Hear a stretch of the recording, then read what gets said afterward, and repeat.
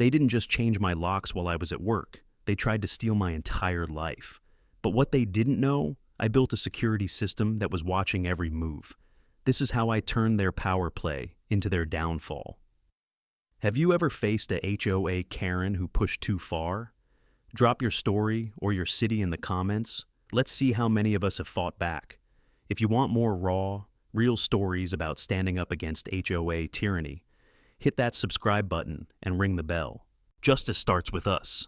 I never thought buying a house would come with a user manual thicker than most novels. But here I was, standing outside my new place on 17 Oak Ridge Lane, in Sunnyvale Estates, a neighborhood where the lawns were so pristine you'd think they were photoshopped, and the cars looked like they were rented from a luxury dealership for display only. After years of renting cramped apartments, this was my hard-earned slice of freedom. Or so I thought. Moving in felt like winning a small war. The house needed work, sure, but I was excited. I poured my savings and hours into renovations, making sure every corner was just right. Most importantly, I installed a security system that was more than just cameras and alarms. It was my fortress. I designed it myself, drawing on years as a security consultant.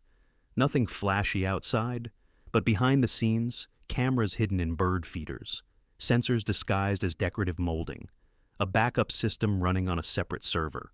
If someone tried to cross me, I'd know. The first few months were blissful. I joined the neighborhood watch, even offered some tips ignored. Naturally, but I took it in stride.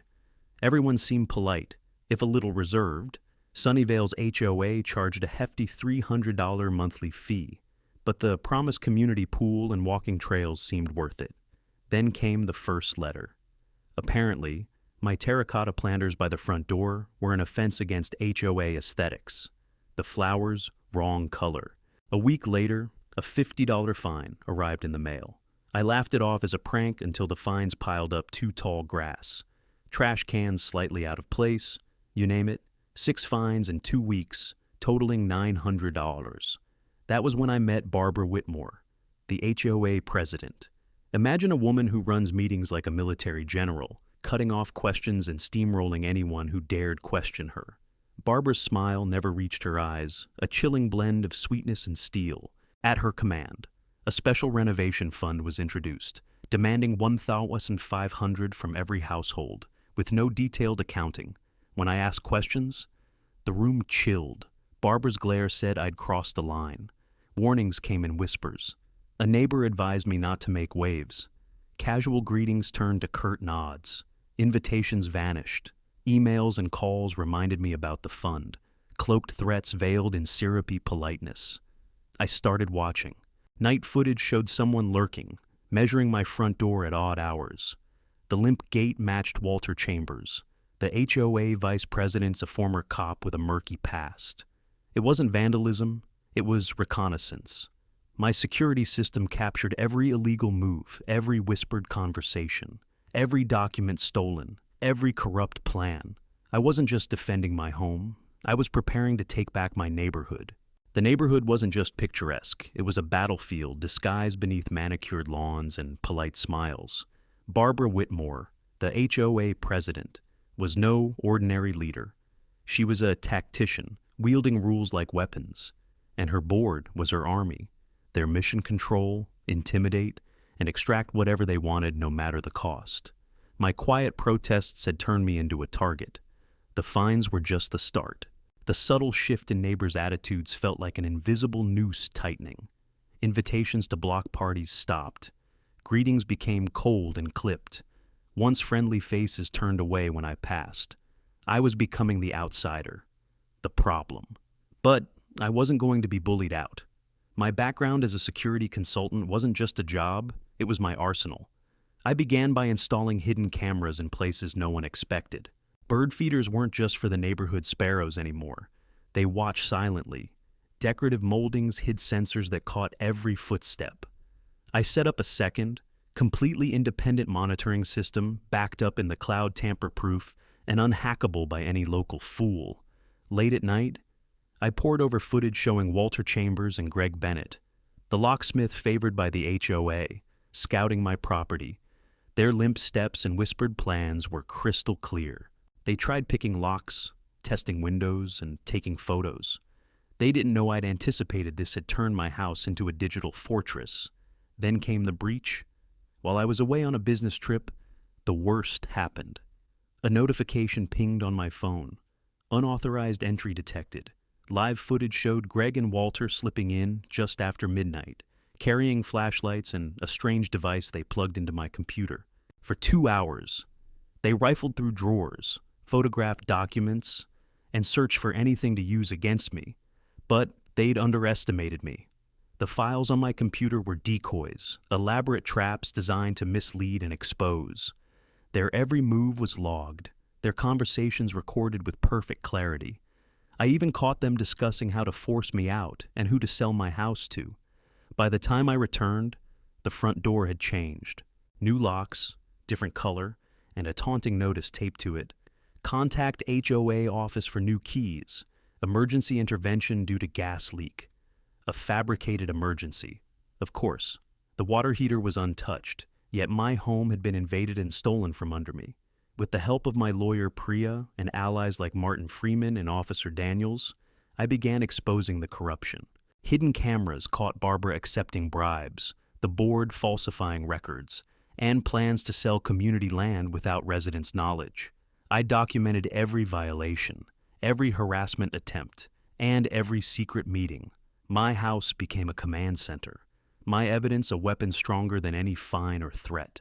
When Barbara, Walter, and Greg were finally arrested, it wasn't just a personal victory. It was a reckoning, a message to anyone who thinks they can abuse power behind closed doors. As the days passed, the HOA's tactics escalated. It wasn't just about fines anymore. It was a campaign of psychological warfare. Every notice, every letter, every phone call was a calculated move to break me down. But they didn't know I was watching and waiting. My house became a fortress not just in bricks and mortar, but in data and surveillance. The hidden cameras captured Walter and Greg, lurking on my property at odd hours, whispering plans, measuring door frames, even photographing documents. Every word, every gesture was recorded and stored in encrypted servers beyond their reach. I meticulously documented every violation notice, each more absurd than the last. A trash can placed 6 inches too far from the curb, grass a fraction too tall, a garden bed deemed too wide. Each fine was 1,000 cuts, a relentless drip of harassment designed to make me give up. But I fought back in the way I knew best. I learned the HOA bylaws inside and out, uncovering discrepancies between the official county filings and the versions they distributed to homeowners. Their supposed authority was a house of cards. My legal counsel Priya was invaluable, guiding me through every step, helping draft letters demanding transparency and fairness. She warned me about Barbara's connections, the brother-in-law at the county courthouse, the influence that shielded her from accountability. But knowledge was power, and I was prepared to expose every dirty secret. I set traps, decoy documents filled with fabricated but convincing details, strategically placed to be discovered during their illegal searches. I created a fake investment portfolio, showing millions in non-existent holdings, bait that would lure their greed. The night Walter and Greg broke in, they took the bait. The look on Walter's face when he saw the fake portfolio was priceless. His eyes gleamed with greed as he whispered about how Barbara would want to see this immediately. While they rummaged through my home, planting evidence and trying to manufacture a reason to evict me, I was remotely monitoring every move. When Greg planted drugs in my closet, I was ready. The arrival of Officer Collins, Walter's former partner, added another layer to the drama, but even he couldn't ignore the damning evidence displayed on my living room TV, the footage of their illegal break-ins, tampering, and conspiracies. Barbara's empire began to crumble under the weight of truth. The arrests followed swiftly. The HOA accounts were frozen. Investigations into embezzlement and fraud unfolded. At the community meeting that followed, I stood quietly as neighbors processed the shock. I had become both the whistleblower and the reluctant hero. My evidence showed years of corruption-forced sales, fabricated violations, and a scheme to sell community land for kickbacks. But the victory was bittersweet. The psychological toll was immense. The paranoia, the sleepless nights. The constant vigilance, it all left scars deeper than any fine. Yet through it all, I learned that silence is complicity, that standing up to bullies means protecting not just yourself, but every neighbor who might be next. Sunnyvale Estates would never be the same, and neither would I. But for the first time since moving in, I felt truly at home.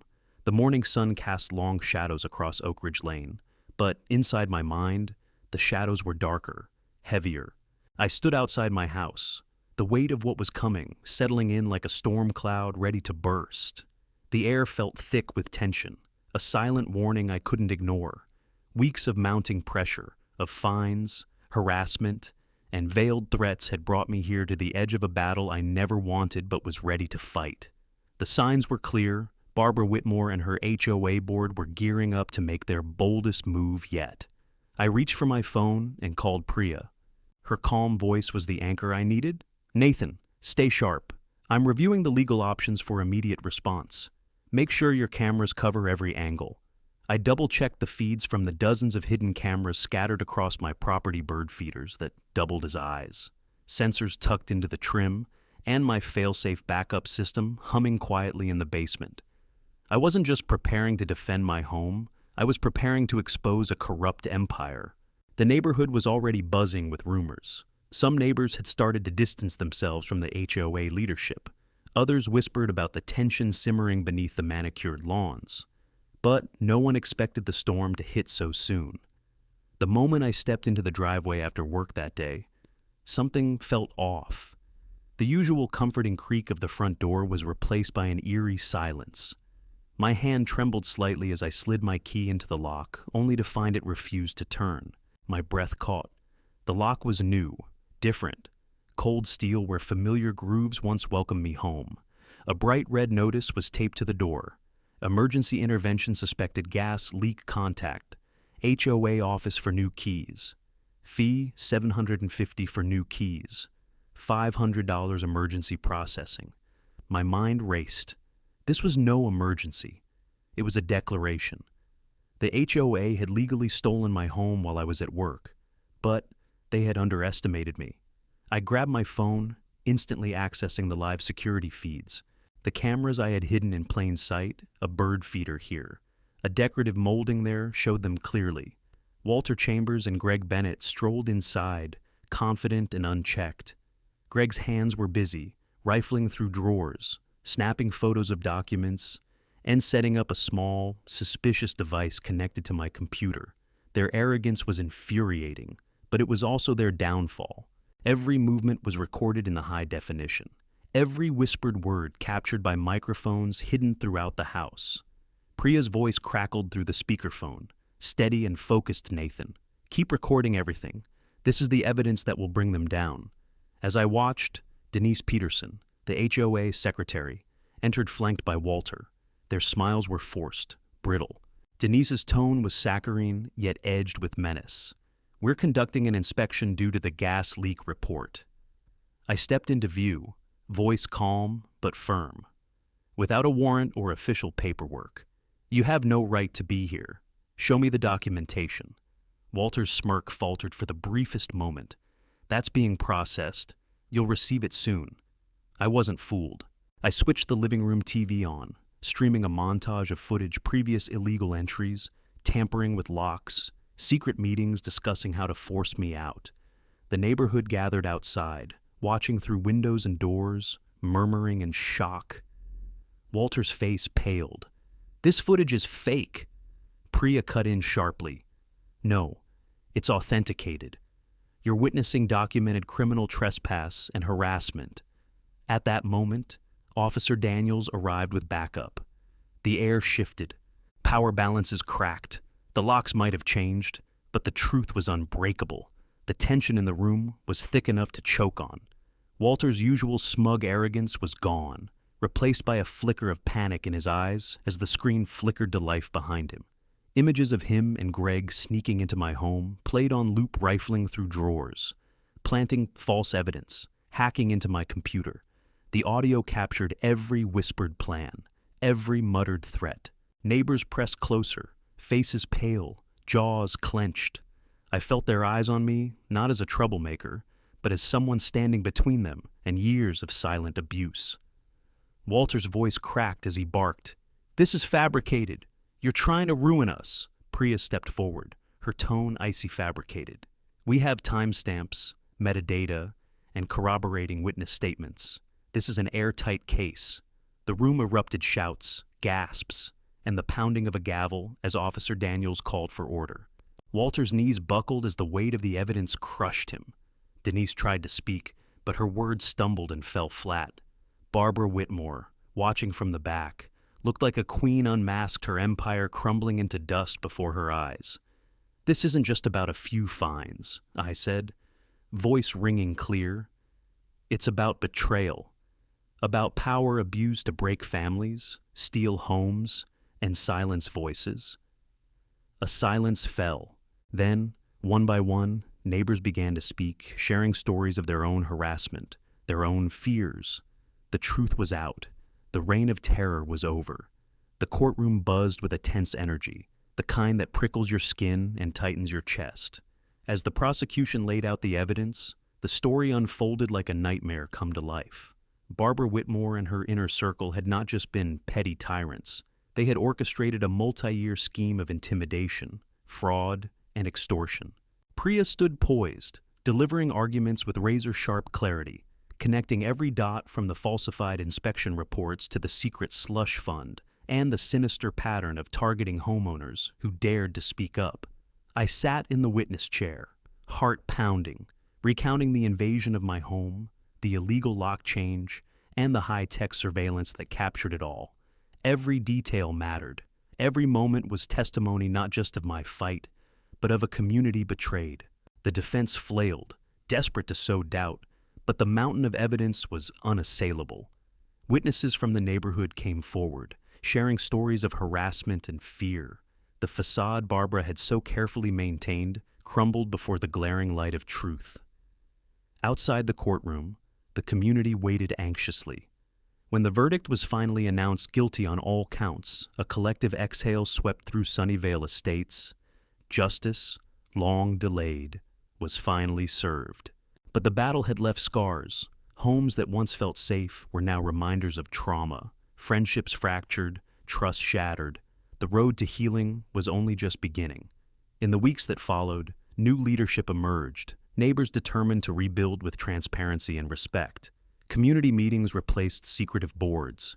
Open forums and honest dialogue rekindled a sense of belonging. I found myself reflecting often on the journey from the first fine to this moment of reckoning. It was a testament to resilience, to standing firm in the face of overwhelming odds. Because silence had allowed the darkness to grow, and only by speaking out, by fighting back, could light return. The verdict had been delivered, but the real work was only beginning. Sunnyvale Estates looked the same: pristine lawns, quiet streets, and houses with fresh paint, but beneath the surface, the community was bruised and fragile. Years of fear and control had left invisible scars on neighbors who once shared smiles now exchanged wary glances. At home, the silence was heavy. The house that had become my fortress during the battle now felt like a place that needed gentle care. I spent hours repairing, repainting, but more importantly, reconnecting with my daughter Lily, with Blaze, and with myself. Lily's spirit was resilient, but the trauma lingered. I watched her hesitation around strangers, the way she flinched at loud noises, the quiet moments when she would whisper to Blaze like a prayer. Together, we navigated the slow path of healing through patience, love, and the simple rituals that brought normalcy back. But healing was not just an individual journey, it was a collective one. The first community meeting after the fall of the old HOA was cautious. Fear still hung like a shadow in the room. Would history repeat? Could trust be rebuilt? We formed a new board, neighbors who volunteered not for power, but for change. Transparency became our mantra. Every financial statement was shared openly. Every decision was discussed in public forums. The closed doors that once hid secrets were replaced by open meetings that welcomed every voice. Slowly, Sunnyvale Estates began to breathe again. We organized community events, block parties filled with laughter, neighborhood cleanups that rekindled bonds, support groups for those hurt by the past regime. The community park, once a battleground for control, transformed into a gathering place symbolizing unity and hope. As I walked the familiar streets, I saw neighbors greet each other with genuine smiles. Children played freely, their laughter a balm for wounds long ignored. The walls of suspicion crumbled as stories of pain were shared and met with empathy. Behind the scenes, Priya and I worked tirelessly to establish legal safeguards bylaws that protected residents' rights and held leadership accountable. Education sessions empowered neighbors to recognize abuse of power and stand firm. The journey was far from easy. Old resentments surfaced, and rebuilding trust demanded time, honesty, and humility. But each step forward was a victory. I often found myself reflecting on what this ordeal taught me. Courage isn't just bold gestures. It's the quiet perseverance to stand firm when silence seems easier. Power can corrupt, but it can also heal when wielded with integrity. Community is not a place, it's a commitment to one another. One evening, as the sun dipped low and painted the sky in hues of gold and pink, I watched Lily lead blaze across the field where once only shadows loomed. The banner we raised, "Justice Belongs Here," fluttered gently in the breeze, a silent promise to never forget the cost of silence. This was more than recovery. It was rebirth. And as neighbors gathered around bonfires, sharing stories and dreams, I knew Sunnyvale Estates was not just a neighborhood, it was a family strengthened not by fear, but by courage and hope. The story that began with a single locked door and a battle over one home quickly became something far greater. As the video footage went viral and news outlets picked up the tale, voices from across the country began to rise. Emails, messages, and phone calls flooded in from families facing similar battles with their own HOA Karens, from neighbors tired of silent oppression, from activists and lawyers offering support. It was no longer just my fight. It had become a movement. Together with Priya, Martin, and others who had stood with me, I found myself speaking at community forums, webinars, and even local government meetings. We shared not just the story of Sunnyvale Estates, but the blueprint for standing up against abuse of power. Through social media channels, we connected with countless others, people sharing stories of harassment, unlawful fines, and intimidation. Each voice added weight to a growing chorus demanding accountability and reform. But the path was far from easy. Powerful interests tried to silence us, discredit our message, and push back against change. Threats and pressure mounted, but so did our resolve. We worked to form coalitions, legal experts, community organizers, and policymakers dedicated to revising HOA laws to protect homeowners' rights and prevent future abuses. This new chapter was about empowerment, education, and vigilance. We created resources, guides, and support networks designed to help others fight back before the nightmare could take hold. The battle was no longer confined to Sunnyvale Estates. It had become a nationwide call to action, standing in front of a crowd of supporters at a community rally. I realized how far we'd come from a locked door to a movement lighting the way for countless others. And as the crowd's cheers echoed around me, I knew this was just the beginning. Just as the momentum of our movement gained strength, new challenges began to surface, shadows of the past lurking in unexpected corners. Powerful interests tied to the old HOA regime weren't ready to relinquish control without a fight. Anonymous threats appeared in emails, warning messages left at neighbors' doorsteps, and sudden attempts to discredit our group through social media, smear campaigns. Barbara's allies, still lurking behind the scenes, started stirring unrest. Some residents, wary or intimidated, resisted the changes. Division began to seep back into the community, threatening to unravel the progress we had fought so hard to achieve.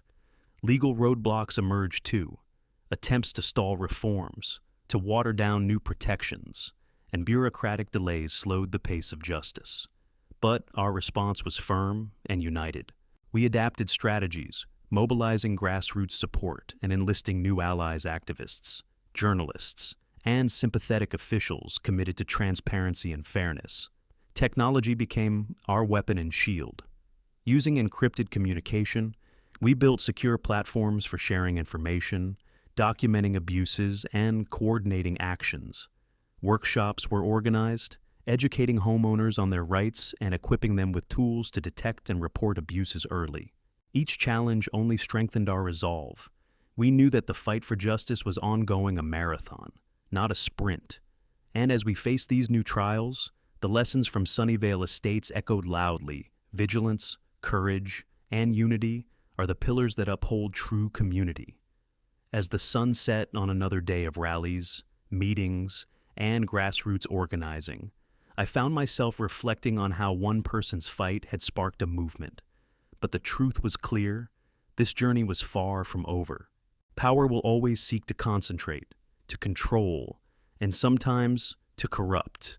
It is up to us individuals, neighbors, communities to stay vigilant, to speak out, and to protect what is rightfully ours. The battle we waged at Sunnyvale Estates was a beacon, a warning, and an inspiration. But there are countless others still trapped in silence, facing their own Karen-like tyrants. This is a call to all who hear this story: do not stay silent. Stand up when it counts. Protect your home, your family, your community, because together, our voices are louder than any threat. Together, we are unstoppable. The fight for justice never ends, but neither does hope.